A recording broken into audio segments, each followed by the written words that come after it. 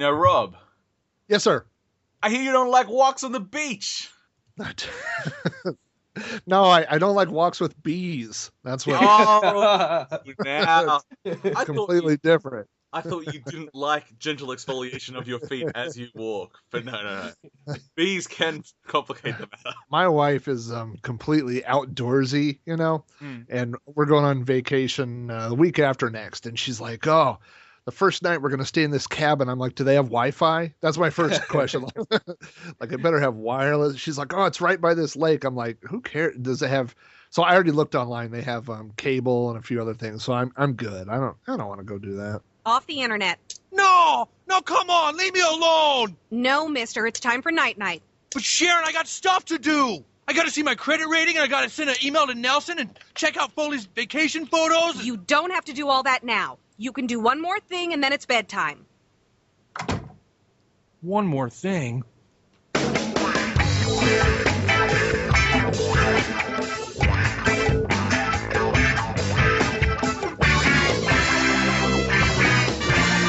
Welcome, friends of all design, to episode 96 of 8.5-Bit, which I'm sure is going to be the most Rob O'Hara episode of them all. Hooray! Woohoo! I'm Nose Paul, and joining me today is my very written two books friend, James. Oh, I've written no such books. Okay. My collects old video games and computers friend, Ben. I think because I don't know what else to do with them. It's true. I went around his parents' place, and there's still this old PC that got back when we were in like year 4, still sitting there. It probably still works too. Yeah, That's good. oh wait. And our actually Rob O'Hara friend, Rob O'Hara. Hey, what's going on, guys? We're recording a podcast. I know. And you're so far away, but you sound so close. I must say the latency is impressive. I know, it's pretty good. We don't have that, like, when it crosses that line into just unusable and you're always talking over the top of other people, we don't have that. Yeah. That was like Uwe Boll's interview. We just had to not talk because you could never actually get in because he didn't stop. And there was no way of interjecting. If we were using old if we should do this on dial-up. Just for that whole, it's not the same when it's high bandwidth. Just, that retro sound that you can only get from dial-up. Right. And then it would hang up when you had call waiting. So we'd have to keep recalling back in. It would also hang up when I was losing a game. Yeah, Oh, no, very, I'm having very tech conveniently. Especially Duke 3D. James would drive me mad with the shrink gun. Damn it. Okay, video games. Well, we may as well start with the guest. Rob, anything you've been doing video game-wise this week? Video game-wise this week. Well, I have been playing. I just got Hotline Miami for the PS3. I had it for the PC. I beat it. Well, I think everybody beats it eventually. But the Steam version, and so I just saw it on the PS3, and now I'm like, you know those games that you play, like you have to get in the zone to know what all the controls are. You know what I mean? Like you can't. That game moves so fast that you can't think this does this does that. So now I'm having to relearn all the controls. How do I throw again? Damn, I'm already dead. Right, yeah, because every game I last 4 seconds. I'm like, okay, so that boom, dead. But yeah, so Hotline Miami, and of course, you guys talked a while back about the demo for Hotline Miami 2, and I think that comes out, was that like this fall? Pretty soon, yeah. Yeah, so I'm waiting for that. And I even saw a link that they were talking about a Hotline Miami movie. That would just be Drive, but even more violent. Right, Yeah. right. And then, I get to be, Rooster Head or whoever. I don't know who's going to be doing that. I think it's the horse head that makes opening doors lethal to enemies on the other side. That's my favorite. Yeah, they just go flying. That's great. My kids are 8 and 12, and I always swore that I would not be the parent that would stop my kids from playing games. Like when I was younger, remember like when Mortal Kombat came out, and it was all the controversy, or like you can't show somebody ripping their spine out, but you're like, come on, it's a video game, But now my 12-year-old is like, can I play Hotline Miami? I'm like, go away. Don't even come in here. Yeah. Sorry, James, you can go. Because something I was thinking about recently was sort of violence back in that era, and my sort of thoughts to it were, well, back when Doom was out and Mortal Kombat's like, it was pretty low fidelity, right? And so it's like, it doesn't really matter so much because it's very obviously a cartoon. And, we've gotten to the point now where we're pretty good at visuals. But then you have something like Hotline Miami, which has that low fidelity, but I still don't necessarily want kids playing it. It's so brutal, you know? And it's just like my favorite, like when you're done with each level and you have to exit the house or wherever you're at, and there's just blood and bodies everywhere, and oh gosh, yeah, I don't know. But of course my kid plays Call of Duty all day. So he's shooting people in the head anyway. It's just, I don't know. There's something about the fantasy of I'm going to go into a crack den and beat 20 people to death with a baseball bat. I don't know. It's just an area that's just, it doesn't seem that ripe for the young. Yeah. Yeah. So if they do make a movie, I will not be taking the kids to that. I hope it's animated by DreamWorks. Oh God. Oh, and speaking of movies, I don't know if you guys get, I mean, like if it's going to be released there at the same time or what, I don't know, but we're seeing all these commercials now for the Need for Speed movie. Yeah. Yeah, which comes out next week here. I saw that trailer the other day. It looks so good. Yeah. I'm normally not one for car movies, but when they're just about stupid racing and just crashes, that's it. I'm good. Like I just, like when they're Tokyo Drift and I'm racing down Death Mountain, that's what I want to see. And it looks like it's more in line with that. I was seeing an interview with Aaron Paul the other day, and he claimed that they did it all legit. It's all no CGI in those crashes and stunts. They've just said, okay, we're going to make a hardcore car racing movie. And okay, maybe the plot's not going to be so great. Let's face it won't be. But the actual action should be pretty excellent by the looks. I'm there to watch car porn. Exactly. That's what I want to see. Yeah.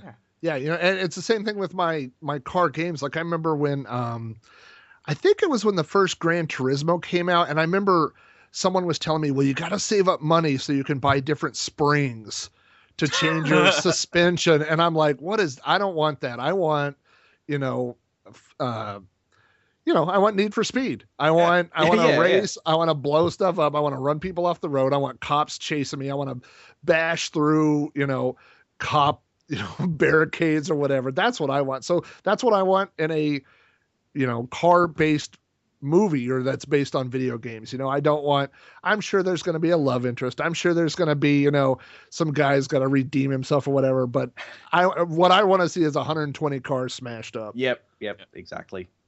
We want it to Blues Brothers scale. Exactly. Yes.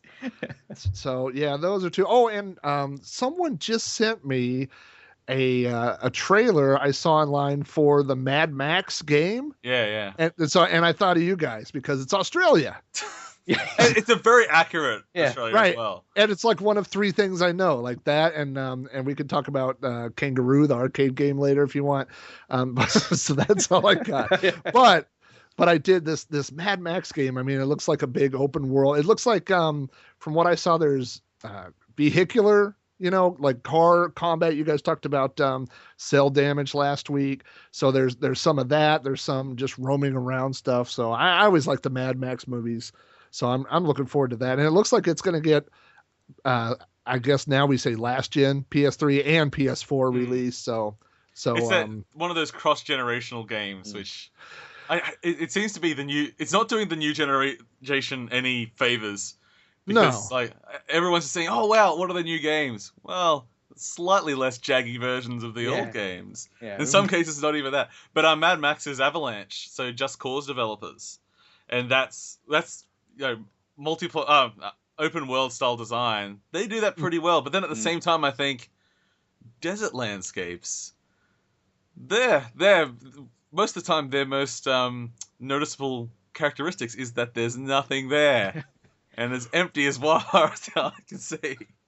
So I hope they found a way of making the desert more interesting for an open world game. Yeah. What was there was a PS3 launch title. No, maybe it was PS2 I'm thinking of. But it was just same thing where you just drove around in the desert and you had dune buggies and stuff. And it was kind of that introduction to that open world kind of thing where you're like, wow, I could drive forever in the desert. And then, 10 minutes later, you're like, wow, I am driving forever in the desert. I remember some of the old Microsoft, I think it was the Moto Racer or something like that, or Moto something. But yeah, Motocross Madness. That's the one. And they decided, it's like, you know what? Gonna make it infinite. But it just meant as soon as you were out of the modeled area, it was just flat forever. Right. Well, Smuggler's Run. That was I remember that. PS2, yeah.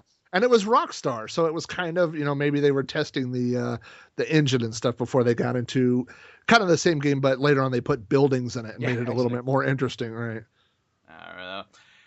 So this week, as as shown in our intro, we had some South Park going on. It's not just about doing stuff on the internet. South Park: The Stick of Truth came out, and I had my little debate on whether I would buy it or not. You had a dilemma over that one because you were like, "Nah, I'm not going to buy it," and then I saw it pop up on Steam. I was like, "Oh well, I guess Paul caved and he did buy it."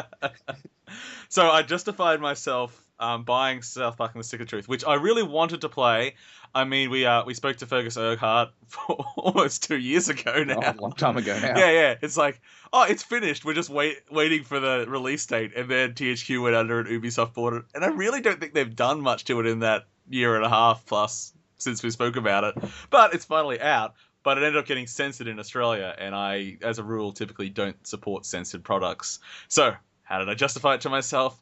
I'm doing my darndest to uncensor it. And then put all the instructions up on the interwebs. And how's your uncensoring going? Very well. I've played through most of the censored parts of the game, and they're very easy to restore. So, but mostly, to switch it to uncensored mode, you actually just have to open a text file and change the censored flag to false. And then you've just got to get the little bit of data that they didn't include, and include that as well, and you're set.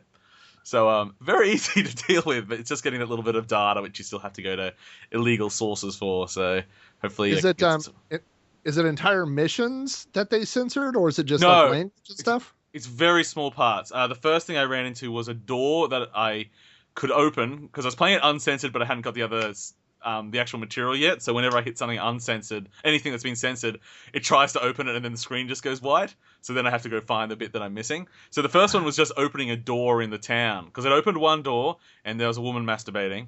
I opened another door and there was a man masturbating. Opened the third door, didn't know what it was. It sounded a bit spooky. I was hoping for a ghost. Nah, man having sex with a horse. There we go. So little gags like that, some of them are censored, not as far as I know, that might be the only just one-off gag done. The other is when you're in these abducted missions, there's these scenes where Randy is on an anal probe table and you're trying to get him out. And to do it, you've got to do sort of like a Simon Says style button pattern. And when you get it wrong, he gets quite viciously probed. So you don't get to do those little QuickTime event in that mission. I don't know if I want those little QuickTime events. Oh, they're incredibly easy. To spoil the gag, they're incredibly easy until suddenly they just make it literally impossible, and you can't avoid him getting assaulted.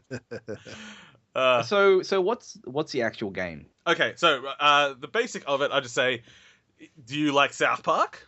Yeah, I like South Park. Do you like the Mario and Luigi series? Yeah, that's pretty awesome. Yeah, you love South Park: The Stick of Truth, then. Oh, all right. Yeah, that's an easy sell. It is the most accurate medium transformation I've ever seen.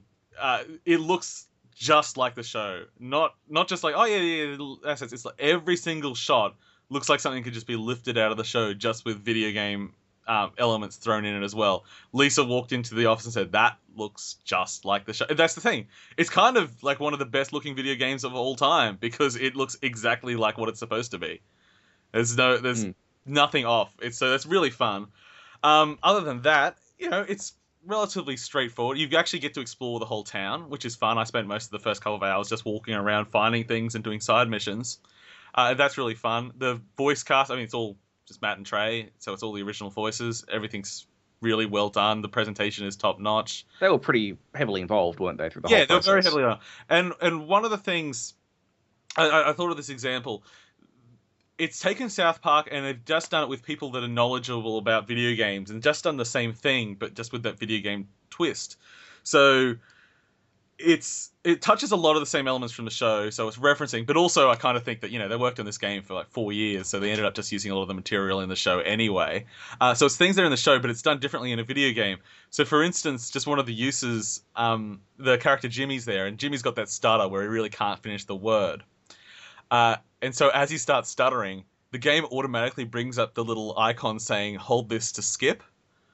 Because he's never going to stop stuttering. Oh, okay. So normally you can just hold that on your own accord, it'll come up, but they preempt you and say, you might want to skip it. So that's that kind of knowledge of gameplay, video game tropes mixed with South Park, and it works really well. Probably the only thing so far, I think I'm playing on normal. I think you get to select difficulty at the beginning, and I don't really know what most items in the game do because I don't need to use any items. The combat's satisfying. It's got that Mario and Luigi.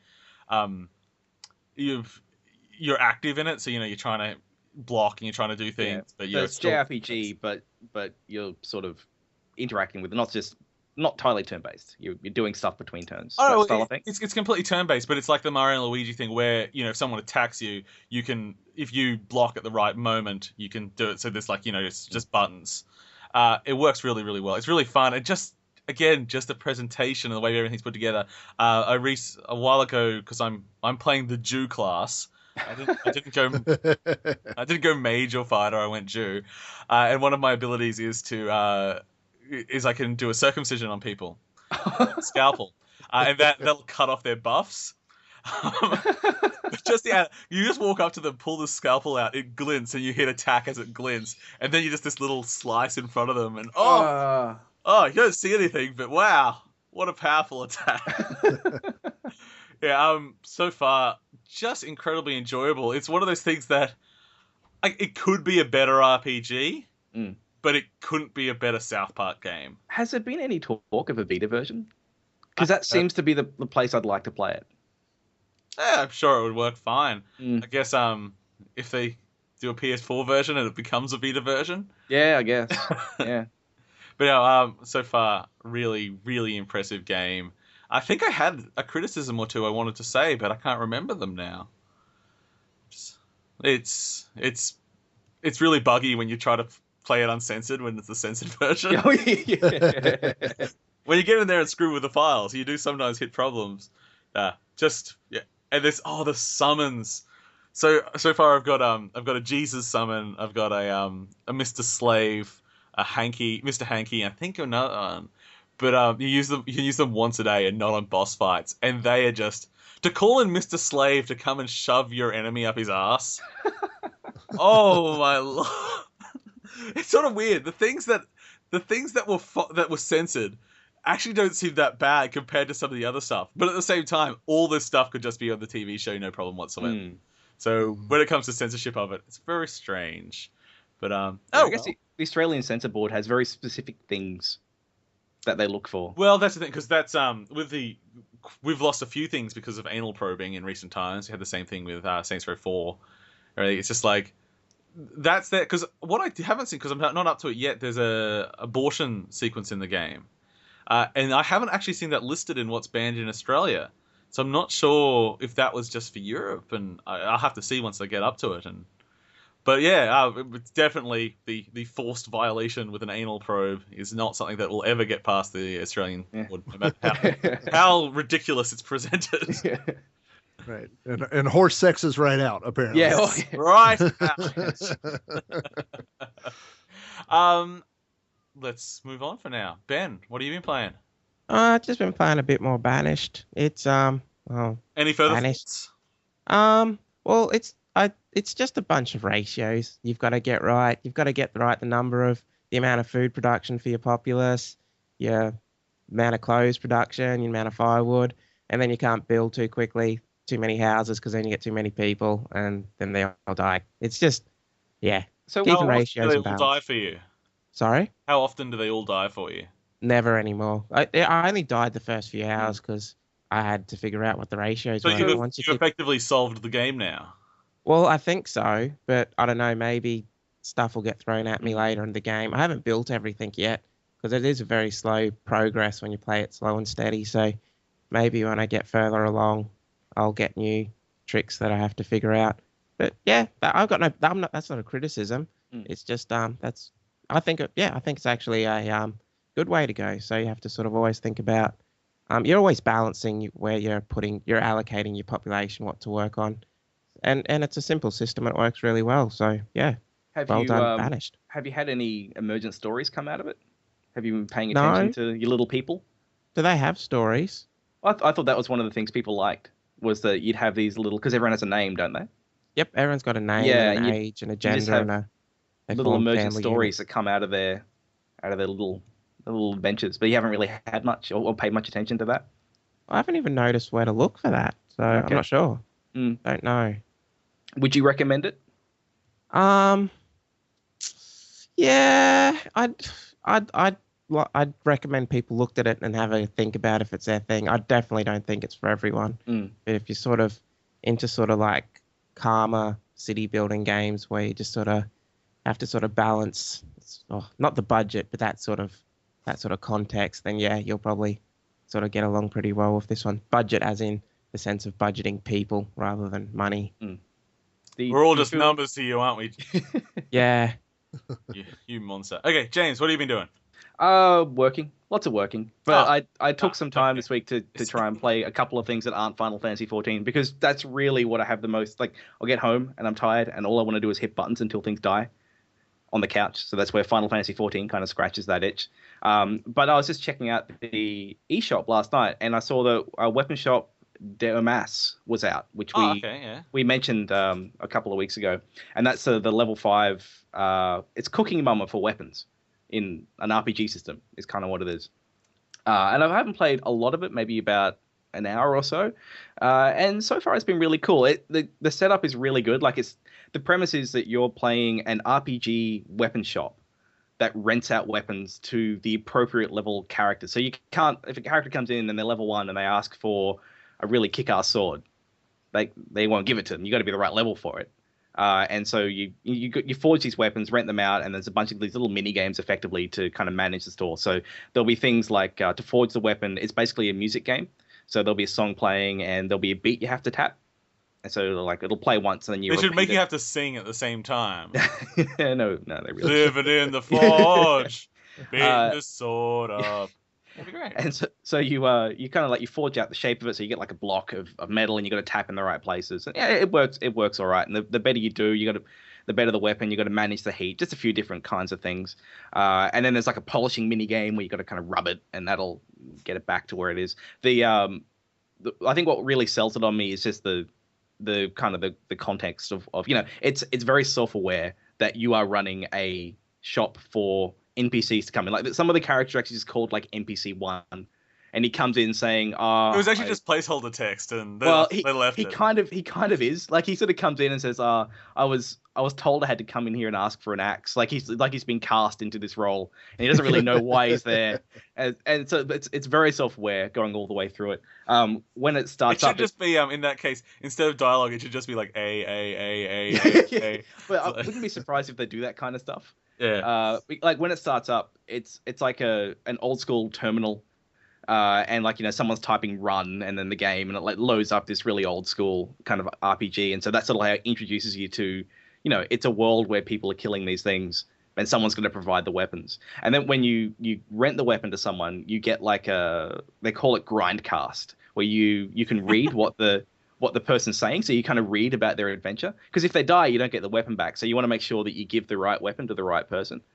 So far it's been really good. It only cost me $10 from the eShop, and it's a place I like Nintendo's going. Like, I really like these kind of, I don't want really casual games. Like, I don't really want Flappy Bird that much, but then I also don't want to always drop $60 on a 3DS game for something portable. And I feel like these games, these like $10 titles, kind of fit where I want that kind of meaty game, but I don't necessarily want to drop all that money on it.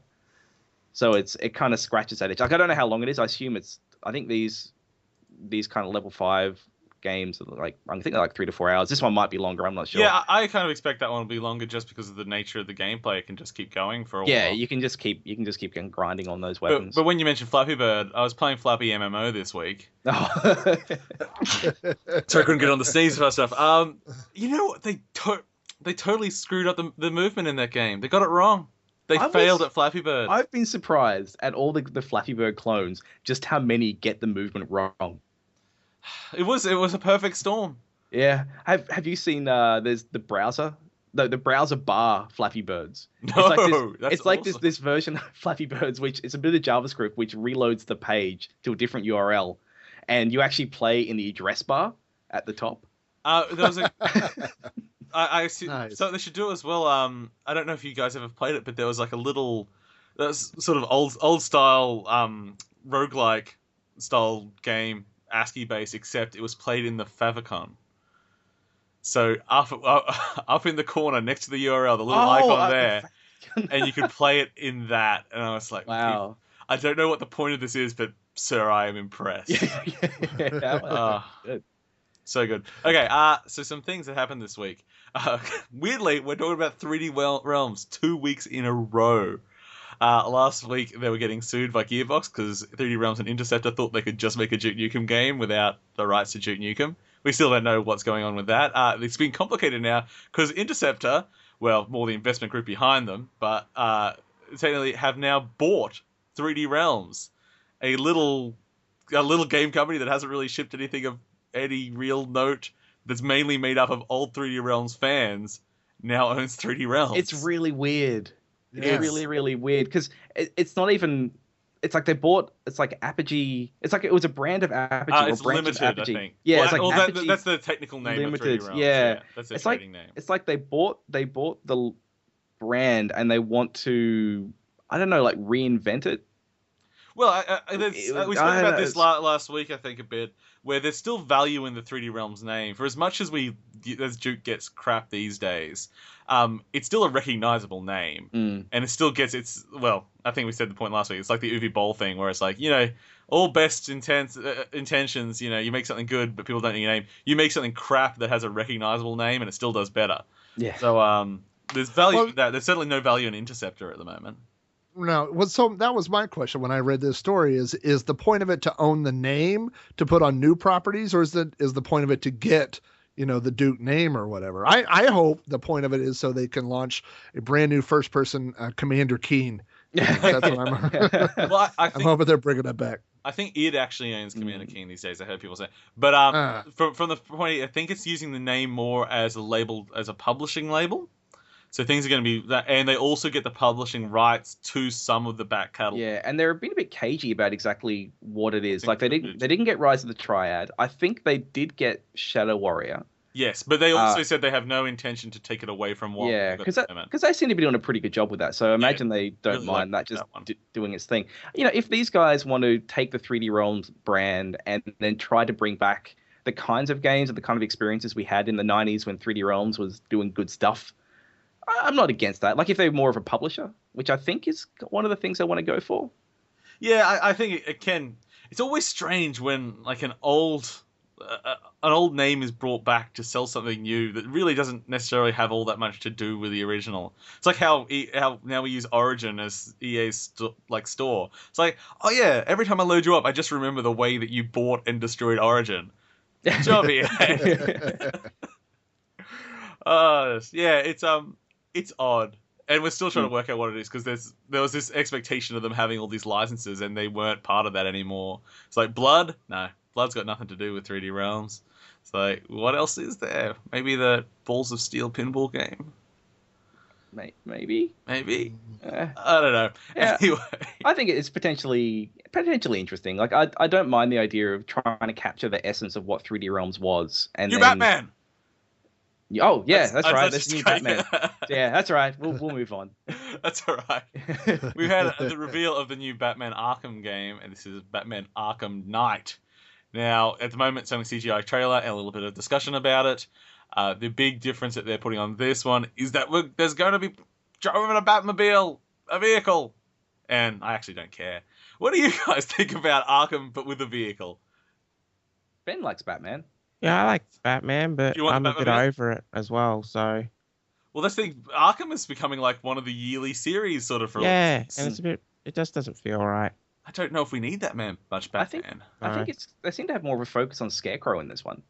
Apparently He is the best character in the games. Apparently, Yeah, there's a yeah. misdirect. Apparently, he's not the Ah. villain. Apparently, the main villain is going to be something of their own invention. Oh. This is going to be the last of the Rocksteady Batman games, apparently. Because that's the other thing. The last game, Origins, was not Rocksteady because they've been working on this the whole time. So we're back to the original developer here, the ones who made Batman, the respected franchise that it is now. Out of normally we don't expect these licenses to be that great, but they really turned it into something special. So it's back with them. It's still going to be open world, which I don't know why I want a big world with Batman. I still prefer the first game with its small scale. Have you played the Arkham games, Rob? Oh yeah, absolutely. What's your feelings on them? Well, I do think as far as properties go, it's a really good series of games. I wish they weren't all named so similarly because I always forget like which ones I had, and so every time I go to the store, I'm like, this is Arkham something. I don't remember. I thought the trailer for this one looks really awesome. My computer, I guess it defaults to HD, and for some reason my computer started skipping a little bit on the video, and I thought, how far have we come? Because I remember for every year you would have to get a new video card or upgrade something for whatever next year's big PC games were. And now I'm going to have to upgrade just to watch the trailer.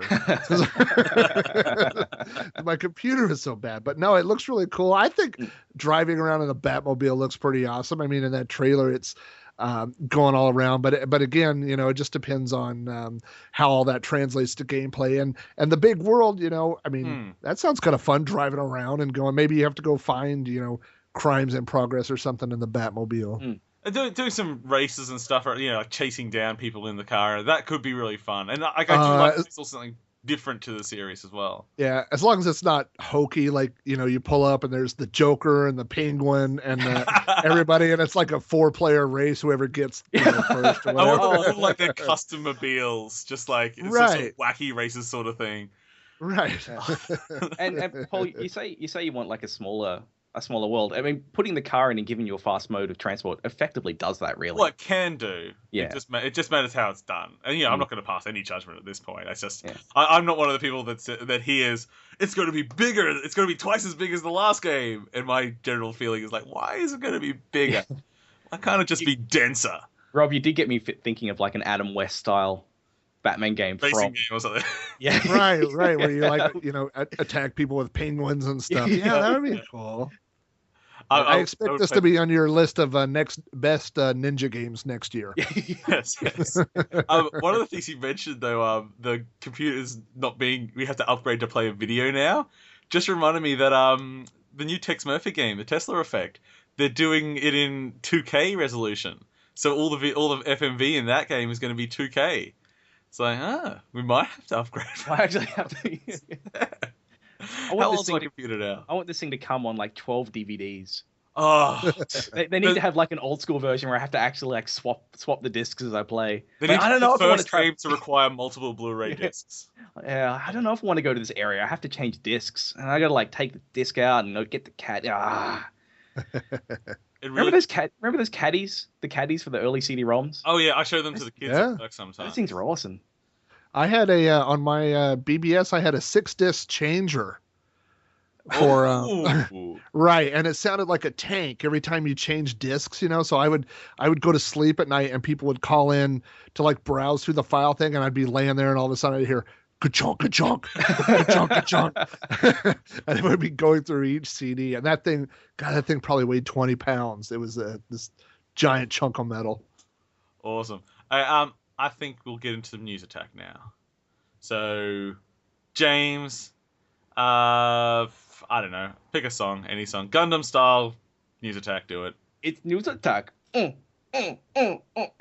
it's news attack. That sounds vaguely racist. It's a news attack. News. It's a news attack. What's with the accent? I was doing a little dance as well while it's going on. Dance is fine. Yeah. Did I cross a line? Oh, maybe. I'm not sure. I don't really have a line. Okay.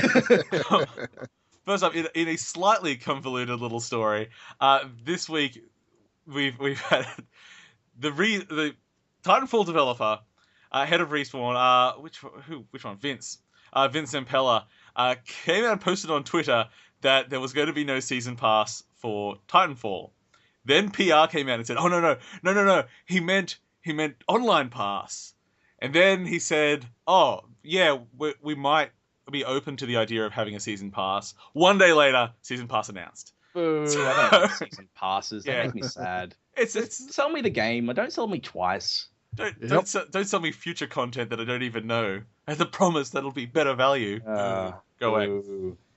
Speaking of Titanfall, the release has been cancelled in South Africa. EA cancelled the release, and mostly because Microsoft was unable to provide an appropriate level of service. We sort of mentioned this with Australia. We have the problem of no dedicated servers because it's using the Azure data centers, and there's none in Australia. I guess South Africa was so bad they actually decided to pull the plug. There's a lot of very angry South Africans because there's a bunch of people that played the beta and thought it was fine. There's a lot of people in South Africa as well. Yeah, and now they can't. Well, I guess Microsoft needs to get a data center out there, or let us just run a dedicated server locally. Madness, I know. According to joint research by the UN and NASA, there's a new Flappy Bird made every 24 minutes. Ben is the king of segues. Hey, I just did a episode of Sprite Castle, and I just played Flappy 64, which is Flappy Bird for the Commodore 64. And there's also, I haven't tried it yet, but there is a Flappy Bird port for the Atari 2600. So I don't know what else you could put Flappy Bird on at this point. My kid plays the, I guess there's a Miley Cyrus version where it's like it's Flappy Bird, but it has Miley Cyrus's head or something. Flappy Twerk. Yeah, exactly. Yeah.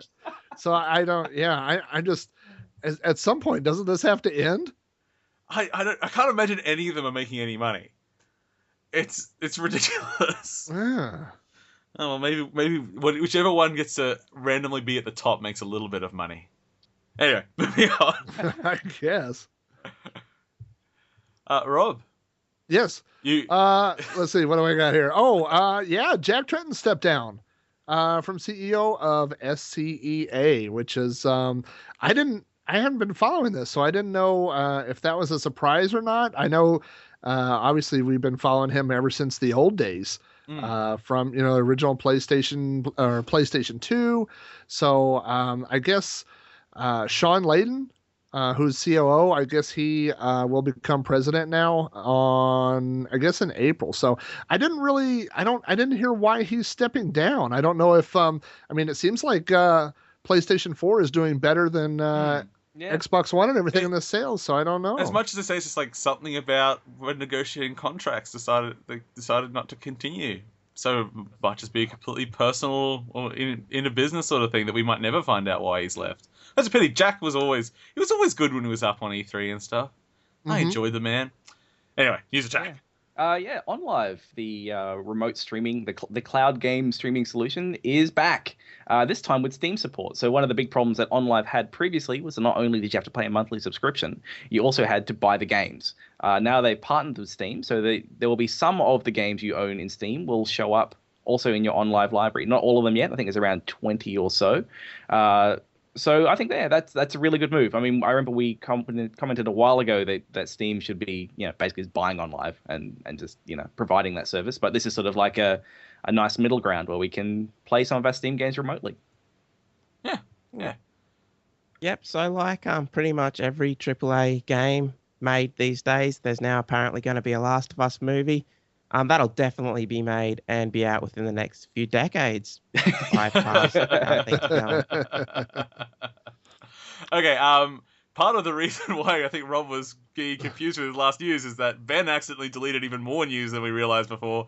He was actually going to tell a story about how Pixel Junk Inc. has changed its name, which I believe now is Nom Nom Universe or Nom Nom Galaxy. Nom Nom Galaxy.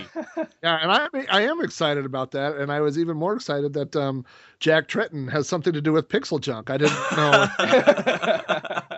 how that came to be. I have Pixel Junk. I have the Racers, and I have Pixel Junk Monsters. So this Nom Nom Galaxy, it looks pretty cool. It looks like there's a bunch of different things in there. The one thing I did like, it looks like it will now have split screen co-op, which is something that I think I mean, I talked about I have kids. There's not that many new games that come out that have split screen anymore, So, I mean, I know a lot of the guys that are my age that have kids end up with 2 PlayStations or 2 Xboxes, so they can play, with in their family or whatever. So the co-op stuff looks pretty cool, and that I know it had been pushed back, but Nom Nom Galaxy comes out on Steam next week on 3/13. And it's early access, but that was always their plan. They're doing like the Minecraft style, whereas we get it out there and then we can just continue development with the community and see what they create and do. I'm really excited for, well, I still think of it as Pixel Junk Inc., but I do see how that might not be the best name for the mainstream. It was a little confusing as well. I just like pixels and like it's about soup, right? Yeah, it's some soup. Yeah, it should just be called Pixel Soup Inc. Pixel soup. Yeah, see that is less confusing. Pixel soup, delicious. Okay, Ben, we're actually on to you now. I don't think we are. We've done on live. You're the next one. We've done that one as well. Oh, you did Last of Us. I must have been ignoring you when I was fixing up the mistake. Sorry, I was ignoring you, Ben. It happens. Homeworld. Speaking of Ben, Homeworld HD has. I'm using one of Ben's segues there. It was good work. I like it. Homeworld HD, which is, I think that was actually the first 3D RTS game, and that came out in 1999, but they've done it in HD. And I think that's another one that got lost in the THQ bankruptcy. Yes. Yeah, and then it got rebought because there was a thing they were trying to do it through crowdsourcing, right? I think, but that was weird. No, that was someone else. That was just yeah. some fans that thought, we can buy it and we'll make a new Homeworld. It'll be great. Give us money, please. Give us money and we'll buy it. We haven't made a game, but Eventually, Gearbox bought it. Yeah. Right. They had a lot more money, it turned out. So, but yeah. So I think now with the new one, Homeworld HD, you get Homeworld 1 and 2, and then you get the HD versions, which are not just. I mean, I guess they upgraded everything, like new textures, new maps, everything. So it actually looks pretty cool. Yeah, it looks, and there's a little, if you get the collectors, there's a figurine of the mothership or whatever it's called. You can get. The whole thing looks friggin' awesome, and the fact they're bundling them together as well. I was expecting that they'd be kind of spreading this one out, but it's just going to be like it's not that expensive. I mean, if you get the one with the collector's deal with the ship, which actually kind of looks like a giant silver pickle for some reason. You could get the now there's no way to say this, it doesn't sound dirty. You can get the 6-inch silver pickle for $75, or if you like them big, you could get the foot long for $100. So that's all right. That's not bad. That's really not. I mean, for a special edition thing like that. Yeah. And some hardcore fans on that. People really want this one. I jumped on the Unity 3D asset store. In there is a Homeworld kit where someone has put together a thing. If you want to make a Homeworld game and you want to get like that basic movement and like the basic ships, you can just like buy a kit to do that. That's how much devs want this game. How much of Colonial Marines funding money do you think Gearbox spent on buying Homeworld? Sorry, Randy. Just a quick note, the PlayStation 4 has now surpassed 6 million worldwide sales. That's after the Japanese launch a few weeks ago. Just up and up. Yeah, I looked up, I couldn't find for 2014, but I did find an announcement that the Xbox One at the end of 2013, they announced that they had sold 3 million. And that's with all your holiday sales and everything. So it definitely seems to be, I don't know, doing a far second. Better than the Wii U, I'm guessing. Well, they've sold 3, and I'm pretty sure we're the ones that have bought it. Well, not million, just 3. Yeah, just 3. Yeah. So it's me, James, and someone in the States. House of the Dead has got some pretty cool new DLC. They're continuing their trend of releasing the easiest DLC ever to produce, which is language packs, which change what you type in Typing of the Dead. This time it's called the Silver Screen Pack, which gets you kind of typing some kind of classic movie lines, and it's only $3. So if you want to go download, we say only $3, but they did spend about 50 cents of development time. Yeah. Like there is a file somewhere which has a list of lines. Yeah. And they probably went to the IMDb famous movie line database and just did some copy and paste. But I gotta say, it's awesome. But I love it. Yeah. Right. Well, there's a new one they're going to release. It is based on the Stick of Truth for South Park, but you guys can't get it. It has a lot of references to horse sex and things, and yeah, you can't have it. I just imagine now, zombie jumps at you and there's this horse sex. All right, well, speaking of incredibly classy things, one of the things I played this week was Icarus Proudbottom World of Typing Weekly episode. Oh, yeah.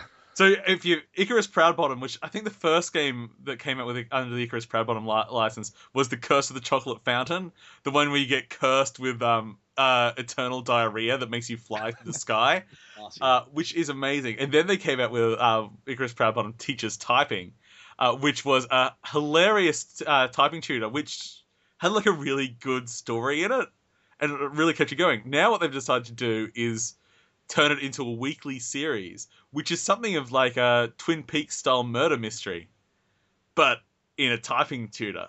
Okay, all right, and I'm intrigued. It's awesome. I love this because it's really enjoyable. It's really funny. Each episode is based to take around 20 minutes, but the truth of the matter is, at its heart, it's still an actual typing tutor. So it's like if you want someone to keep doing something and learn it, it's like, well, having a weekly show which integrates an actual educational aspect to it, it's like that actually works really, really well. And I don't even know if they have they really do seriously take those aspirations, but I think that works. It's like I'd like to see more integration of these sort of things. Like a typing tutor is not something that people use except for sitting down and, I'm going to try and up my speed and I'll learn how to, and just go through it. But it's very boring. To actually contextualize it in a piece of entertainment that's actually entertaining, awesome. Plus, it's Icarus Proudbottom, which is just some of the funniest writing. And it's all free. So you go and check it out. Because they're also working on, they've got a big full game coming out, which is like Icarus Proudbottom Space Commander or something, which is going to be, a Star Trek style exploring the universe adventure game. And that's going to be amazing. These guys are fun, everything they do. Yeah. I just had a thought about you're talking about teaching typing. Yeah. At what point does teaching typing in school replace learning handwriting? I don't know. I don't know. I just sort of thinking from children's handwriting these days, I'd say they stopped. It's already happened. Yeah. Do we still need typing teachers, or do we just kind of pick it up now? I don't know. What do the kids do these days? Do they I think kids still need a typing tutor to learn the home rows and learn proper placement of things. My daughter's in third grade, and they do computer type basics, where they type and they do things. But my son, who's in sixth grade, they have iPads in their class. So this is just normal public school, but they have an iPad class where they go in. So that seems to be, where a lot of it's moving. Oh, okay. Yeah, just a thought. Imagine learning to type on iPads. No, that's horrible. Maybe you just get really good. You don't have any tactile feedback, so he's going to be really accurate. You're really good until they change the next keyboard in the next... now it's Dvorak. James, do you remember how we did our typing courses at school? Oh... What they did, James might not remember, we got A4 bits of paper with a keyboard printed out. We had to colour it in, and then we'd all sit there, and she'd say like a letter. We'd have to move the appropriate finger to the right point. So... it's basically like an iPad, teaching us to use an iPad. Yeah. Amazing. I actually learned on a typewriter. We still had typewriter classrooms. Yeah, in high school we did that. Yeah. That was awesome. You got it, and can't make any mistakes then. Okay. Enough of typing. Although I recommend checking that out. This first episode's up. Next one comes out next week. It's going to be great. Okay, time for some crowdfunding. And what an interesting list we have this week. First up, it's finally here. We knew it was coming, but weren't necessarily expecting it to be crowdfunded. That's right, it's Shaq-Fu, A Legend Reborn. The game everyone jokes about and probably isn't going to give money to, but they're doing it anyway. Shaq-Fu. Got a bit of money so far. Not that much. 60 grand. Yeah, out of 450,000. Yeah, I know. I haven't reached the target. Yeah, it is flexible funding. So the fact that a big launch like this is using flexible funding on Indiegogo, that's a bit of a dicky move, I think. Yeah, I just watched. I was flipping channels the other day and saw one of these, like the Pimp My Ride type shows, and it was Shaq, and they were like remember the 13 cars we've done for you? And they were going through all these, like, where he had, what the show was, I guess he had got a Jeep, but he's too big for it. So they were stretching this Jeep to make it larger, and it was like, remember when we put 900 speakers in that Lamborghini? Oh, that was funny. And now you see this link and I'm like, how much money are we going to give this guy? Like sell one of those cars and you can have him, make the game. And I don't know that. Go ahead. Oh, sorry. It's a weird one because they do go in and say, like, most of the money is still coming from Shaq. The developers apparently have some other funding as well as that.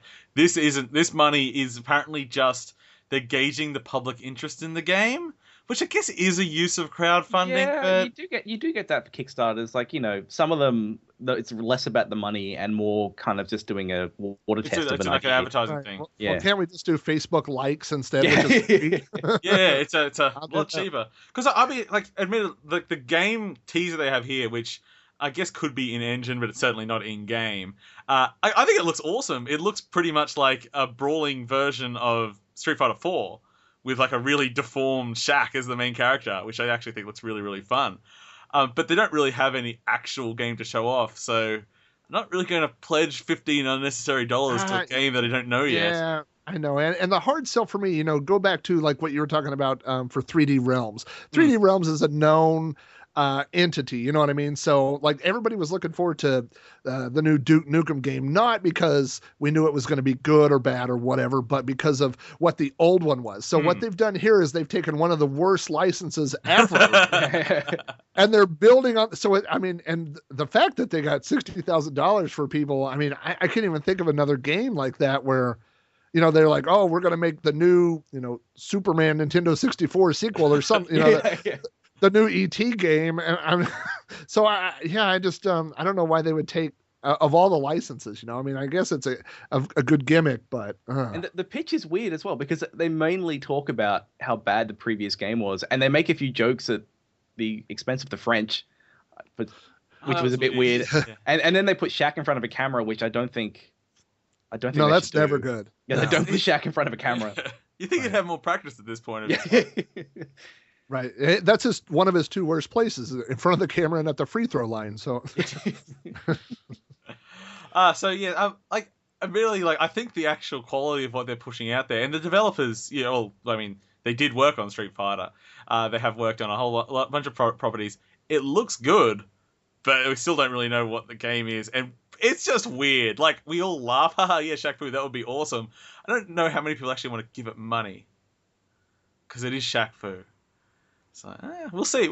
It's still possible. I was originally a little turned off this one, but then when they were showing some of it, like, the actual gameplay targets, it looked like it's got a nice art style to it. It's a stylish beat 'em up. Yeah, and it looks like, regardless of its Shaqness, it looks like, it looks like it'd be a fun game. Okay. So that's Shaq-Fu, and that's on Kickstarter, and it's a $15 pledge if you want to just get the game. Next up, we have Axe Princess. This is an interesting pitch. I have asked for the impressions from a real-life human female, to which she wrote, where are we here? It's scrolled away from it. Damn you. Back we go. Okay, I don't really know how to react to it all. In one way, the backstory about how she is equal to the strongest men in her village is good. But then, why no clothes? It's so impractical. But then at the same time, if you don't want to dress in armor when fighting ogres with an axe, you go girlfriend. Anyway. So this is a pixel art, sort of in that Paul Robinson sort of chibi style. Side-scrolling, beat 'em up, and you play Axe Princess, who is very, very well endowed. It's more of a bounce 'em up, I think. Yeah, bounce 'em up. The amount of jiggle here is, I don't know if the word impressive is correct, but it's certainly confounding. And she is clothed, but it doesn't really count as clothes. It's the world's smallest bikini, which just really seems to be covering the nipples themselves and the labia. And the rest is... the thing here is, though, I don't think, from when I'm looking at these guys, like, you go and look at the artist DeviantArt page, and it's all just video game characters in bikinis. Like, he seems just very titillated by large breasts and sexy females. So I don't think it's intentionally, like, trying to be ironic or something. Because that's what I had with Dragon's Crown. Like, I thought those designs were so ridiculous, I couldn't be offended because it was obviously, with pushing things to extreme proportions. Here it just seems like it's actually supposed to be titillating, but it comes off a bit pathetic. Well, but at the same time... Oh, yeah, okay. When I first saw this, I wasn't sure what to make of it. Because on one hand, I like it when games can be a bit progressive. Because it's something that I think needs to happen. But then on the other hand, I like sleaze. Like, I'm a dude. I like it. You know me. You like sleaze. So I feel like when it is one extreme or the other, I'm kind of okay with it. Like, I don't mind sexploitation when it's taken to an extreme because it's indulging in it. It's like it knows what it's doing. It's like, we are trying to do this thing. Yes, we know it's ridiculous, but that's what we're doing. It's when it fits somewhere in the middle. I think that's when I'm less cool with it. Yes, yeah, because it's almost not extreme enough to show that it's a parody. You know what I mean? Well, that's the thing, because I think this one is a bit in the middle for me. But why, if it's in the middle, why is that a problem? Why? Well, it's okay. So let's say it's like Tomb Raider, right? Where it's like that, I'd say that to me sits somewhere in the middle. I don't know. I think it's more the intent of what they're trying to do. Like, if someone's just going, look, we're going to make something sleazy. Like, to me, I know, like it's honest. It's like, well, this is what we're doing. This is what it's for. This is for you. And it doesn't really feel too manipulative to me. It's like, we're just trying to do this thing because we like this kind of thing. Where it's in the middle, I don't know, like it feels kind of muddy. It's I don't know. It's actually kind of hard to describe exactly why I make that distinction when you push me on it. Because you're a hypocrite. I guess because I'm a hypocrite. But I'm glad you mentioned Lara Croft, because I told my wife that I saw the video of the Axe Princess, and I said her boobs are like the size of Lara Croft, and my wife said, like in Tomb Raider, and I go, no, like actually Lara Croft, each boob is like the size of Lara Croft. But I know it's a wall and strapped to a chest. Exactly, just in a hammock right there. But no, I agree with what James is saying. It is hard, but it's like saying, okay, well, if you have a woman that's in a bikini, that's fine, whatever. And then if her boobs were the size of a house, you would go, okay, that's so ridiculously large that you're trying to parody that or make a joke of it or whatever. I love it. It was like a physics-based platformer where you actually ran and then you could trip and you could use the breast to sort of propel you almost like you're doing a high jump or something. Right. Like, yeah. You're armed with a dolly where you just wheel them around like a media cart, But yeah, being in the middle, it's like, it's hard to say, are we really saying that we want characters that look like that, but it's just not extreme to where you go, oh, they're being funny. You know what I mean? Maybe that's it. Like when it gets to extreme, then I kind of know they're being fairly self-aware of what they're doing. Where if it's in the middle, it just kind of feels a bit manipulative. But how do you think they're trying to be manipulative? I don't think they are. I think they just... No, if they were in that middle ground, what are you really saying? So are you saying that they're doing it subtly to sort of spark an interest and use it more as a marketing tool?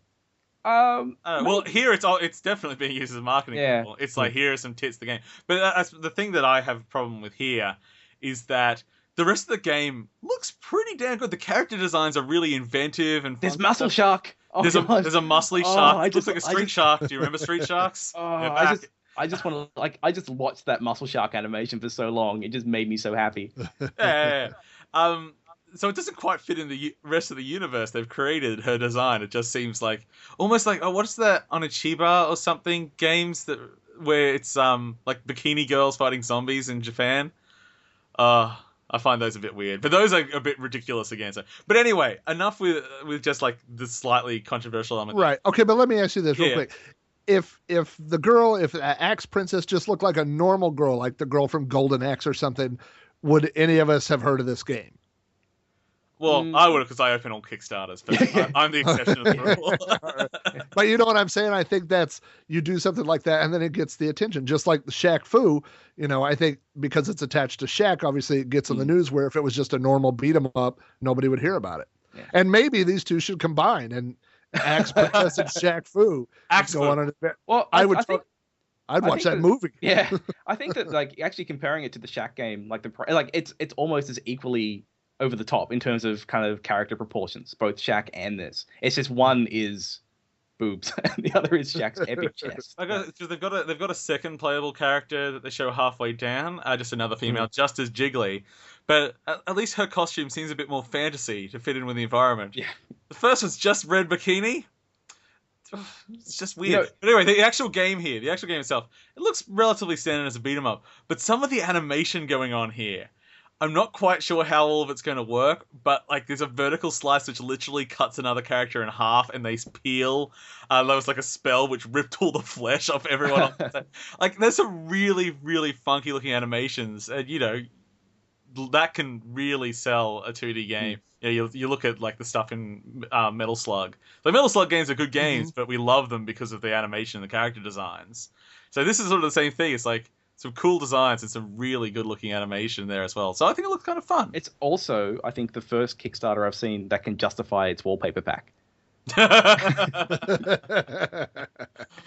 Oh gosh, and it's $10 for those 10 pictures. Oh, $5. $10 for a copy of the game. Okay, I think we might need to move on now from Axe Princess. Now, in comparison, next up we've got Red Goddess, which is also a platformer starring a female protagonist. This time the protagonist is a lot more, well, what's the word? Not subtle, just conservative. She's still kind of a funky design, such a futuristic design. And this takes a few cues. You've got you possess people's minds, and you can A little bit Messiah. Messiah. I don't really think about Messiah, but yeah, maybe. But no, you're supposed to go inside enemies as well, like inside. Oh, like, that's right. It's more like, yeah, you actually like go into a world inside them. Yeah, the problem, at least so far, I don't know if this is indicative of the whole game, but the world's inside people, and most of the world seems to be caves. Right. Yeah, I saw the one. yeah. There's one video where I guess she's in someone's mind, and there's like it's an empty cave with mushrooms and some other stuff, and I thought that's exactly what the inside of my head looks like. I guarantee you, if I ever get a CAT scan, that's what they'll see is just emptiness and some fungus. But that's like you comparison to like Psychonauts there, and the promise of going inside the mind of another creature has a lot of creative potential, which I don't see at the moment. I think the sad thing about here, I think this game looks more mature. It's got some quite nice art. It's getting almost to that Trine-ish design, but a bit simplified than that. But in comparison to Axe Princess looks a lot more fun at this point. What? Right. I mean, you go, man. Oh, I was just gonna say this Red Goddess. I mean, she basically is built like a stick with a giant head. So, I mean, let's be honest. If we're going giant boobs or giant head, I'm going with the boobs. I think one of the things I like about this one is the setting. So it's like you play going into your own mind, and those kinds of more introspective journeys. I think you can do some pretty interesting stuff with. Like I like those personal stories which happen inside someone's head, so they can get pretty surreal with what's going on. Yeah. So that's like the setting itself. Like I really like that kind of thing. I mean, apart from that, it looks like a pretty standard platformer. They say you can use different emotions, which effectively change your character type. State, yeah. Yeah, you kind of change your state. But they do some cool stuff like, you start going some way and it'll kind of fade to black and say, don't go that way, bad girl. Just to kind of, like the text reminded me of that platformer we played. I've got a copy of it. I always confuse it with Towerfall, but it's not that. The one where you're mainly moving down the level. We played it at PAX last year. Do you recall the name, James? moving down. Seems like a thing I should remember. I barely remember. We interviewed the people. Oh, you're an old man. Anyway. Oh no, yeah, it's Towerfall. No, it's not called Towerfall. The one where you're running away from the princess. Yeah, kinda.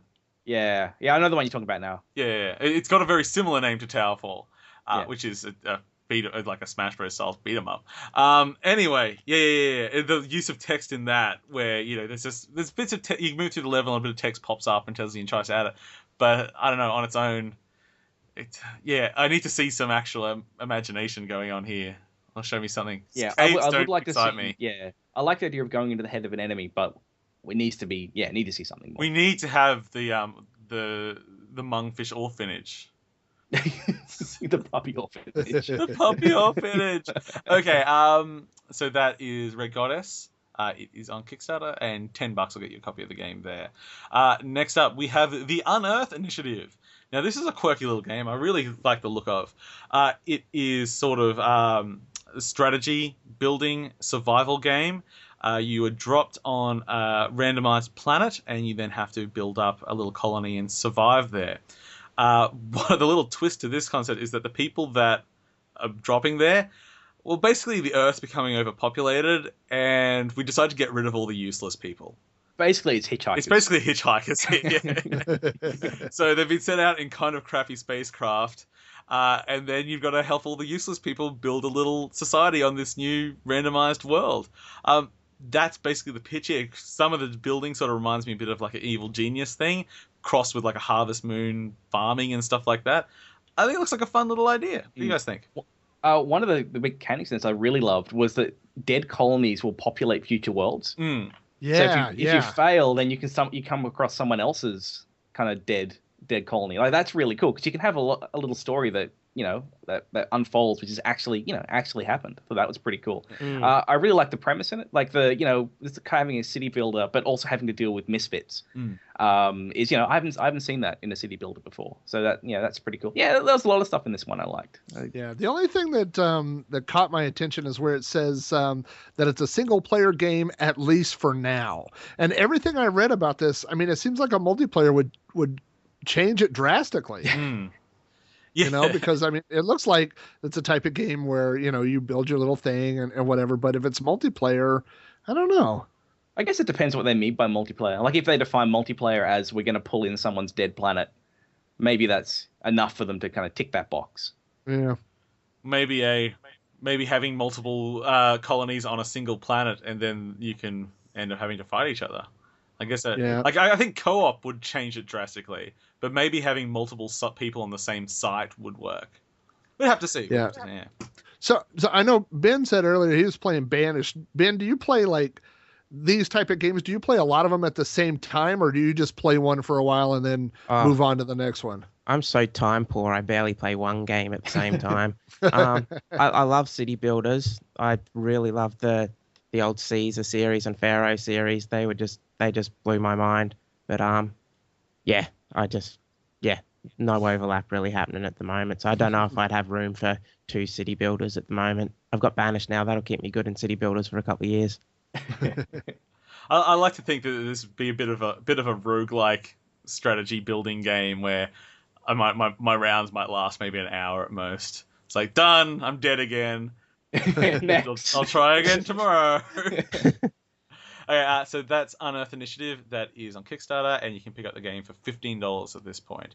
Which, I don't know. I'm like, it'd be worth it if it's there, but I might want a gameplay demo or something before. A little bit more gameplay. Yeah. I like it though. Okay, next up, one that probably isn't going to have a whole lot of interest from the guys, but I still think is an interesting idea. This is Garage Online. It is sort of a sequel of sorts, or just a continuation of the series. Successor or a to what I always think of. It's called Car Mechanic Simulator? Yeah, Car Mechanic Simulator. Except every time I see it on Steam, I think the first word is cat. Cat rage simulator. I just want it to be a mechanic simulator, but I want you to play a cat, and so you have to just do all the normal things you would as a mechanic, but with a cat interface. But anyway, aside from my weird thoughts that no one else in the world has on this game, basically this is, well, when we were talking about car races before, the people that like to go and get those springs, save up and get in and tune the cars. So very, very detailed simulator on all the parts of the car, how, keeping it, tuning it, and people will send in cars, I need this repaired on it, you do it, you buy the parts, you run it. This is just taking that interface and putting it online into a big multiplayer environment, part of which I'm sure will be sort of having its own sort of economy in trading parts and stuff like that. Really, really detailed car simulator, and then also a way of showing off all the things you're doing in a community. And I think for gearheads, that's a big thing. Having that sort of community could be really, really good. when I read the summary, it was like you can work, you can fix cars, you can do all this. I thought this doesn't even sound like it sounds like a job. It doesn't sound like a game, right? It's like, well, honey, I got to go to work at Garage Online, and I got the cars. It's like the guy and when you first got Grand Theft Auto, and you would just drive head on into every car and smash everything and go park it, and the next day it's all fixed. These are the guys that are fixing my cars that I never do. So that's probably what you're doing. Maybe you're fixing, the Batmobile after somebody smashes it up in Arkham. They go park it, and then you go and Garage Online, and you got to put the bearings in something. You're the glue that ties the car games together. Right. Yeah. You take a day off and it's just going to be pandemonium. So James? Yeah, this one. Okay, so when I first saw this, I was like, I don't like cars. It's not a thing that I go for. And then I sort of kept watching the video, and there was two things that kind of stuck out for me. First off was that you can manage it with friends. I thought that was really cool. Like you actually run your garage shop with other people, and you have like this. Everyone will manage this shop. Like you don't see too many kind of co-op management stuff or things like that. That was kind of cool. The other thing is when I saw the detail of exactly all of the mechanics of everything, actually started touching back on the touch typing stuff you were talking about. I looked at it and thought, I probably should know this. And just given that I know nothing about cars, if I was to play this game, I will probably learn an awful lot about them. So even though cars aren't really my thing, I actually, by the end of the pitch, I was getting kind of interested in it simply because it looked like a good way for me to learn exactly how cars work. Yeah, I don't know, but like I had a friend that played Second Life for a while, and he would always tell me, he's like, oh, I built these cabinets for my kitchen in Second Life. And I'm like, the cabinets in your real kitchen are falling apart. And so I feel like if I tell my wife, like, listen, on Garage Online, I just rebuilt this engine, and she's going to be like, 2 of your tires are flat in the driveway. And you need to get out there and wash the car. So I feel like there are things in real life I should be doing for my cars. That's true. I probably should. There is probably some basic maintenance I should do on my car first before I start trying to change suspension. But that would be interesting if it was detailed enough to where you could actually learn something in the game. I think you'd learn at least how everything fits together. Because right now my car is a magic box. I turn the key and the car moves, and that's about as much as I really understand about it. But if something like this, I think I'd walk away with a pretty detailed knowledge of exactly how everything clicks together. So maybe I can teach my kid a little bit about life with Garage Online, and then when we're done, I'll teach him a little bit about life with Axe Princess. Both have important life lessons. Important lessons. I think with this one though, I think they have a little bit too much game because they're talking about having racing as well. Oh, I didn't notice that bit. Although it seems, it may not be as much as a racing simulator as an excuse to show off your cars. It could be. It's like you go have track day on Garage Online. I mean that could be pretty cool. Yeah. And the thing is, the actual garage part of it, that's pretty much already done because they've already got the simulator. Yeah. So it's all this, the way it interfaces in multiplayer and a basic racing game, and I just imagine it being a basic realistic track. They're not going to have you having blue shells or anything. But they should. Okay, you can grab the game for $15 Canadian dollars, which are almost as good as real dollars. Okay, that's on Kickstarter. By the way, while we were talking, I decided to try and work out what that game we couldn't remember, which we kept thinking was Towerfall. It's Freedomfall. Okay. Freedomfall. Thank you for correcting that one. Okay, next up we've got Planets Cubed, which is Minecraft on cube planets. Yeah, that's it, pretty much. They actually don't use blocks. They're using more the sort of triangular, just like you can break the block into smaller pieces. But I have a problem with this whole pitch because this game was going around the circuits a few months ago as well. I don't understand how it works because they'll show an actual bit of gameplay on the planet. And then they'll show things pulled out a little bit more, and it's not the same game. It's like an artist's impression. And then they go out to space, and it's definitely not a game. And I don't understand what's real at this point. And I also wonder how does gravity work on the corners? Yes, that was my first thought. Why make it a? Oh. I mean, like it looks awesome. of like the design, but I don't understand how it practically is going to work. It seemed to me a little bit like Minecraft crossed with Starbound. So it's like you're on this planet and you want to progress enough to kind of get off and get to other planets. Yeah.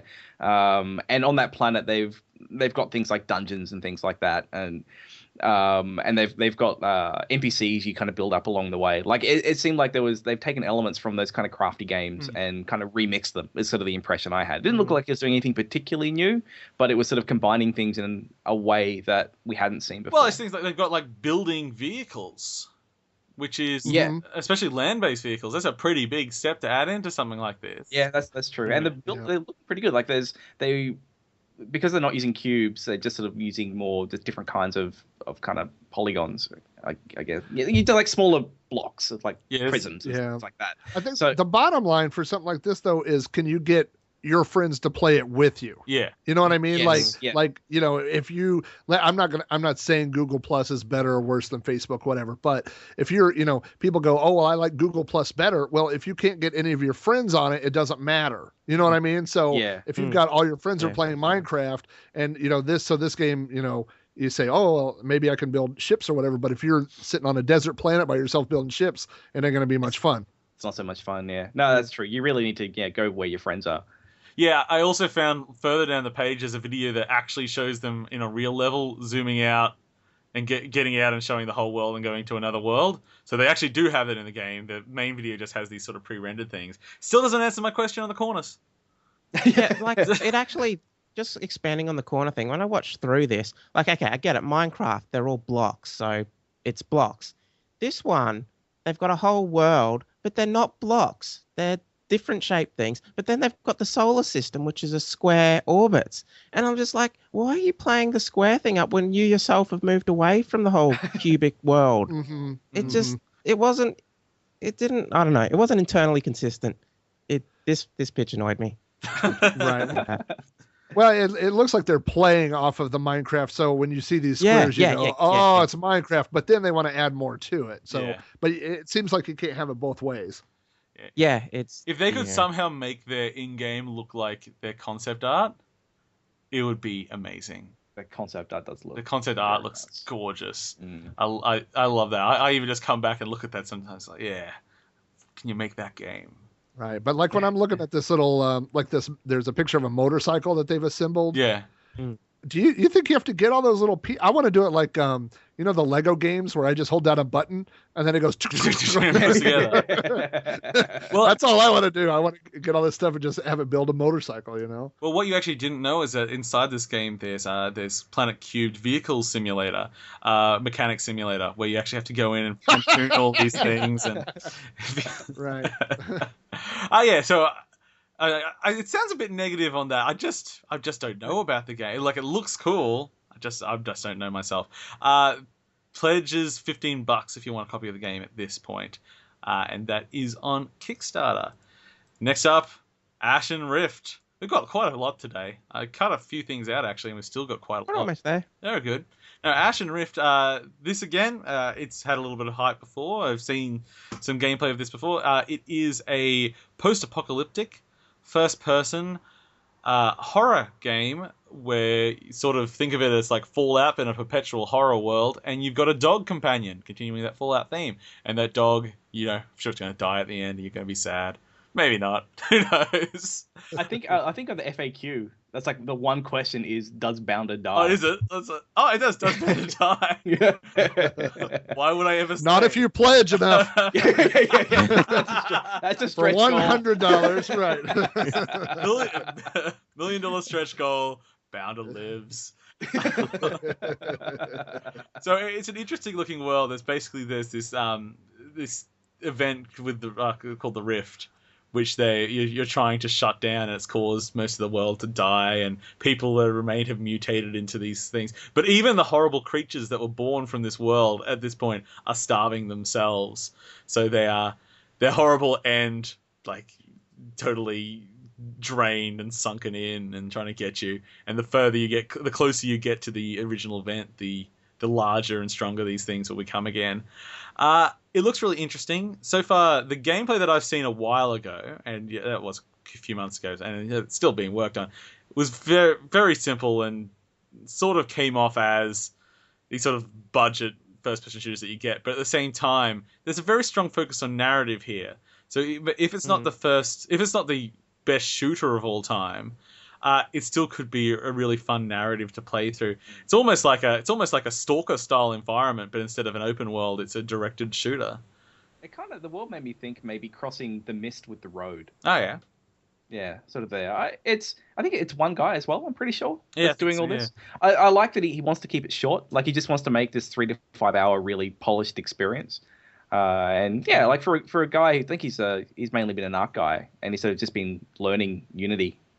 He's been doing a pretty good job. I think that shows though, because the artwork on this looks fantastic. Yeah, and the colors and stuff. Yeah, it's very I don't know, very moody kind of color palette or whatever. I'm not an artist guy, but you know what I mean. It's lots of blues and grays and then there's a shotgun and there's a dog. So we'll see what happens. Yeah. Draw your own conclusion. The dog. It's like, why would you do this to me, Bounder? Yeah, bound to cover me. I'm going in. So good. So I think it looks really cool. At the moment, you can pledge for $10 Canadian and get yourself a copy of the game when it comes out. After those early birds go, though, it's going to start shooting up. But apparently, afterwards, it's going to launch at a $30. I'm also going to say this is the pitch with the best beard. Oh, he has a very good beard. It's glorious. Oh, yeah. Beard. Yeah, I like to judge people on that. There's Ashen Rift, and that's on Kickstarter. Now, second last one, kill the bad guy. You're tasked with killing the bad guy. Yeah. This is a interesting little idea. Basically, it's sort of like a trap builder. There's like an evil guy who's your target, and you then have to design a trap which will kill him and make it look like an accident, because you're not allowed to be seen being involved in this. I like to think that at the end of the game we find out that we ourselves are the bad guy. Oh, what a twist! and Bounder has been controlling us all along. It's a really simple aesthetic. It's a mainly white game with some grayscale sort of in it. It's a little puzzle game with sort of a fun, slightly morbid idea of playing with death traps, which death traps can be fun. We've got the new Deception game coming out soon as well. The art style, I really like what they've gone for this, because they're just saying kill the bad guy. Yeah. And they talk about this kind of this abstracted villain, and you just have to kill him violently. And I think by being light on the details, it just kind of works a bit better. Like it's just, like they're not trying to say go kill Hitler. It's like just kill this kind of embodiment of bad guy. And it means that they can they can kind of play up the violence quite a lot. Yeah, and you don't feel so it bad. doesn't look like he has a face or you know what I mean. He's just got a target. You're not killing Joe, right? Yeah. And they even sell him as like he's the guy who gets away with it. Like he's you the can't ever person. kill me. Yeah, he's taunting you. Yeah. Go on, I think this one looks great. Yeah. I think it looks fantastic. Yeah. I mean, back as far back as like The Incredible Machine, if you want to go that far back, any of those type of games where you build little things and what was Crayon Physics? Remember when that came out? It was that's still a thing where you're just building little things that interact, and stuff. So I like this, and I do like that it's not. I don't want cutscenes. I don't want to know where this guy, his day job. I don't what kind of car he drove to the crime. It's just it looks very simple, like from a physics aspect. You're going to build your trap, set the guy up, and then do that. So I like it. Yeah. There's also a demo available. I haven't had a chance to download and play it yet, though. But if there's a demo available, no reason not to try it out. That's Kill the Bad Guy Kickstarter. You can pick up the game for $15. Why is $15 my grumble mark? I don't know, man. You always like maybe it's because we had the mark set early on by the wastelands and the double fines. Also, I'm cheap. Yes, well there is that. You are a very cheap man. Okay. So finally, we've saved the best for last. Oh god. We have Dark Skies, an epic I want Ben's opinion on this one. All right, keep going, man. Keep going. It's an epic brony dating simulator. That's right. We have one of those JRPG style dating simulators, and it is completely populated by My Little Pony style characters for fans, which we all know as bronies. It plays all the tropes of basically these dating simulators are sort of choose your own adventures where you have conversations and you just pick your responses and choose a few actions to do. I have to say though, as far as those go, this looks hilarious and actually really well put together. It's over 50 ponies. There are so many ponies in it, and they've got they've got voice acting for all of them, and the people they've chosen for the voice acting, they've really modeled the ponies off them, or they've just picked really appropriate people. Yeah, well, they're pony versions, and they're all amazing. I have a question. Yes. Bob. I'm assuming that you know more about bronies than I do. No. You don't. Very little. I was watching this, and they're going through each of the people talking about the pony that they're voicing. Yeah. And yeah, it seemed like it was a reflection of the personality was the pony. I don't know. Is that the way it works? Oh, I have no idea. If I'm a brony, is it like I have my brony, which represents me? I'd imagine so, but that's just a guess What's on my a brony? part. A brony is a fan of My Little Pony. Why A is big it fan of My Little Pony. brony? Because they're bros, and they like ponies. I don't know. And Doesn't make sense. the other crazy thing with this pitch is it's not just the ponies, it's this weird psychedelic narrator Oh, yeah. that goes along with Oh it. my God, I love that part of the pitch. He's still got this weird bug head on his head, and there's like a delay filter over it, so everything's a bit warped. And it's like, oh, you want to play ponies, do you? I got the ponies for you. But and something about, and because they all play up these archetypal characters, but they really get into it because they obviously love this kind of material. It's like, I'm nothing but trouble. If you want to talk to me, you're gonna have to try hard. I've got daddy issues. It's like, oh my God, it's amazing. Yeah. Did you have a favorite? Oh no, there's too many. Because there's so many characters. There is so many. It was funny. Like I was watching it with a friend of mine, and we were just like staring at this, these ponies coming up on the screen. And the funny thing was, it got to like one pony in particular, and he just turned to me and went, "This is the one I like." And I was thinking the same thing. You guys will have to fight over it. Which was your favorite pony? Oh, I think it was like the cowgirl one. Oh, weirdly, I was thinking of the cowgirl one in my head when you were saying. Yeah, it's like everyone's the favorite purple pony. one. Look, I have to say, as kind of stupid and as much fun shit as we give to bronies and internet culture, I think that's something. It's just people enjoying some fandom. It's, who cares? This, to fill that market if you want to do it, this looks kind of epic and really well put together. I actually don't have criticisms of this project at all. I think it just looks awesome for what it is. I have none. It's very it's not for me. It's not for me. I wouldn't play it. Oh, but that's all right. This is why we have Kickstarter, so we can have Exactly. these not for me projects. But there are people that love their ponies. Even though we're both saying not for me, I actually wouldn't be against trying it because some of these characters and voice actors and everything, there's a lot of passion and fun behind it. And because they're aiming for having 100+ hours of gameplay in this bloody thing, I don't have the patience for that kind of pay attention to anything that long, let alone magical ponies. But I would rather play the Miley Cyrus Flappy Bird for 100 hours. But you know what? More power to the guys. I mean, obviously they saw a niche here. Yeah. And so they moved in and now I don't know. I think a lot of the brony community, I guess, are I don't know if I want to say anonymous or whatever, but now you have to go back something publicly, and now we'll see if they're willing to sign up and do that. You know what I mean? For some reason, that makes me want to pledge. Just to have it on my history. So, all these little indie games, and then it's and bronies.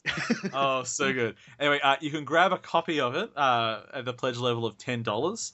That's on Kickstarter, and that is the amazing Dark Skies. So, time for picks of the week. So, Rob, your guest. So, first up, what would your pick of the week be for crowdfunding? I don't know. I like cars, I like boobs, and I like Shaq-Fu. So I don't know. There's You know what? I'm gonna go with kill the bad guy. Actually, I just think that looks really interesting, just from a puzzle kind of aspect. Hey, Ben. Yeah, I thought all of these were pretty solid games. Even Dark Skies, like I don't really get it, I think is my thing, but it seems fine. Oh, you're But good at Planets Cubed, though, Yep. really rubbed me up the wrong way. I thought I don't like that one. But I'm actually going to give it to Axe Princess, not so much because I like the game, but because I'm a little bit concerned with how things are going, sort of the way of this sort of sexual censorship we've sort of got going on You at the think that moment. there's not enough women like being exploited in the media? It's like we need, So we need more of that. You put that spin on it. I think that there's just a movement that's sort of restricting people that sort of have that more open-mindedness, as it were. I don't know if that's it's open-mindedness. Look, on the whole, it's like I have no problem with sexually exploitative games. I have no problem with any of this stuff. The problem, and this is why you can't criticize individual projects as such, but on a mass view, that is the norm. It's like, so the movement against it isn't to remove anything. It's to like, hey, how about we have a little bit of perspective and a little bit of balance in this system? Let's have games in genres that, you yourself have said before that you prefer playing a male character than a female. And I've had the same thing said to me by females. It's like, well, why don't we have some real, some actual relatable characters on both sides of it? And why can't this be the norm? We always have to point at outliers for it to be the norm now. So I find it odd to say that you think there's a movement against it when the vast majority is still in your camp there. That's a bit of a separate issue to what I'm talking about. I'm just talking about any sort of sexualization of characters now. And you're talking about the medium zone of where it's a lot more subtle and you almost find that more evil. Well, James did, and evil wasn't the word used. Yeah. I don't know what the word to use. Yeah. It's more manipulative. He felt uncomfortable. Yeah. And I'm just like, well, I'm not really sure if I like the direction that's going in, because I don't know if this sort of sexualism is a horrid thing. I think it's something that a lot of people sort of like. Maybe. I know a lot of people, they've got this image of themselves as being sexy and whatnot, and they actually like to promote that about themselves, and they like people to appreciate them about themselves. And no one's trying to remove that. People just are calling for some balance. Yeah, well, maybe they are, but it seems like whenever a game has that, it gets criticized. They want every game to have that balance and want to be pushing that message and being, the new flag bearer for that. And I'm like, well, if that game doesn't want to do that, that's fine by me. If another game does want to do that, then okay. It's more the bring it up to keep the conversation in the public lexicon sort of thing. It's like, there's nothing wrong with any individual game. I know. Yeah, but it's to keep the conversation out there. Same point I'm making. Why does every game have to do that? Because otherwise it just gets ignored. It comes off as a criticism of the game because they haven't taken up that goal, and they shouldn't have. It doesn't have to. They shouldn't have to be a focal point of that conversation because they didn't. I know you want to keep these messages in the public eye, but these games are really sort of coming under criticism for having to be the focal point of that sort of conversation. Yep. Okay. I don't really like that. Okay, that's all right. Okay, James, what's your pick? Okay, so I didn't expect to give it to this one, but I'm going to go Garage Online. Awesome. Even though that's we're not really it wasn't originally kind of the kind of thing I go for. I really like what those guys are trying to do. I think they got some interesting ideas. So yeah, Garage Online. Cool. I'll go the Unearth Initiative because I think that's got a lot of potential and could just be fun. I hope there's Hitchhiker's references in it. Okay, Ben, have you got a thing to ask us about this week? Yeah, I do. And because Rob's on. Oh, sorry, my computer's just frozen. I sort of picked one that I thought Rob would appreciate. So the question for this week. Oh, please come up, little window. It's not that hard to switch tabs. Oh, geez, my computer hates Google Docs. The question is, what was the first downloadable game service? Downloadable game service? Yep. Could we say that everyone's name is slipping my mind. Our friend who did Deus Ex Machina. It's like his radio program. Is that a downloadable service? Is what? I gotta remember his name. He's a charming gentleman. Back in the 70s, he worked on a midnight trivia show, and halfway through the show, he'd tell everyone to start recording, and they'd play the game code over the airwaves, and then they'd... I remember. Yeah, it was amazing. Yeah, you don't really download anything, though, do you? Yeah, in that game would, service. that would technically be downloading. Would it? Okay, fair enough. Yeah, okay, maybe I'm wrong. No, that would be a very odd interpretation of it still. What's your... Is there any other guesses? So this is something I'd pay for? Like I'd connect to, pay money and get something? It did have a subscription, yep, but it was sort of an associated subscription. It was... The SNES had one. It was with a weird add-on. Oh, older than that. Yep, older than that. Okay. I'm guessing by the no comments, Rob, that you actually know. Well, I have a guess. The first one I remember was Game Line. Is that the one you're thinking of? Oh, you're very close. There's one that actually just precedes that. That's the other one I'm going to mention. I just remember the band's name I was talking about, by the way. Mel Croucher was who we were talking about. Good. Moving on. I'll give the answer. Yep. Answer time? Yep, sounds good. Yep, okay. The first one was actually in 1981. It was the Play cable, which allowed subscribers to download in television games over their cable TV line. I love the television. Yeah, so it was like, that's pretty cool. It didn't do that great because you don't say. It actually had a bit of a marketing campaign and sort of got a bit of a foothold, but apparently the service was sort of the adapter thingy couldn't hold that much memory, and games advanced too quickly, and it just sort of fell apart a bit. But yep, then in 1983, as Rob said, there was the Game Line, which was a service provided to the Atari 2600 users over the telephone. So yep, downloadable games actually go back, what's that, 33 years now. Yeah. Awesome. So, been around for a bit. Okay. I guess time for Sounds a Bit Like. Last week sounded a bit like this. You've heard of the Secret Service. Well, apparently there's also this group called the SSS, the Super Secret Service. Never heard of it. Exactly. Okay, any guesses there, Rob? Ben, you got any ideas? I have no idea about this one, I don't think. It's actually one of my favorite lines from a game. I didn't know if anyone would get this one. This is actually from Interstate 82. Oh. This is the follow-up to Interstate 76, which actually wasn't so great. It didn't do so well. They kind of broke their own rule. They got out of the car. It was one of the big changes that they made from the previous driving battle game. The first one was sort of more of like maybe a bit more mech warrior. Like you'd have your car and you'd kit it out and you'd go battle other cars. This one they toned that back a bit. And it's probably a bit closer to Twisted Metal. You still played through a series of quests and it was all right. One of the cool things about it was it had a Devo soundtrack. Like they fully embraced the kind of the 80s-ness of it. But unlike the first one, which really owned the limitations, like the technical limitations with his art style, these guys didn't so much, and it didn't end up looking so great.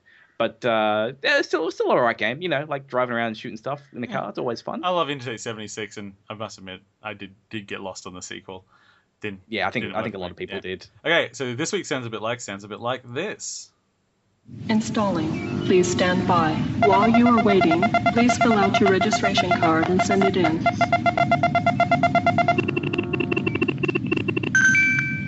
For last-minute changes and notes, please examine the README file. Okay, I'm pretty sure I know what that one is, actually. Yeah, I don't know that one. Yeah. Wow, we've actually gone away from games and into installation programs now, have we? We've gotten that desperate. We'll announce what that one is at the end of next week's show. Excellent. Before we end, I just wanted to mention quickly a little game I also played this week, Rambo: Last Blood. It's a little online game. Let's just say there might be less killing and more hugs. So I recommend checking that one out. And 1 week late, it's full of ninjas. You could have went on the ninja episode. Yes, it's fantastic. There are some good ninjas in it. Yeah, it's actually telling anything about that little game. It'll only take you 5 minutes at most. Man, it's worth playing though. It's great fun. Okay, I think that draws us to the end of today's episode. So thank you for listening to 8.5-Bit. You can catch us on our website, 8.5bit.com, our Twitter and Facebook, and please like and share anything you like on that. And remember to follow us, and you'll get our daily Game Watch. Subscribe to us on iTunes, and if you do, please leave us a review because reviews help us share the love. Thank you very much for joining us today, Rob. Hey, thanks for having me, guys. I had a blast. Yeah, and people can find you. You've got 3 podcasts that you do. You Don't Know Flack, Sprite Castle, and Throwback Reviews. I do, yeah. You can find all the stuff I'm doing over either go to robohara.com or for the podcast stuff, you can always go to throwbacknetwork.net. They're all on there. Yeah, and he is a very entertaining fellow, which is why we asked him. He's good time. Okay, I've been your host, Paul. And I've been James. I'm still Ben. Thank you for listening, everyone. Thanks, everyone.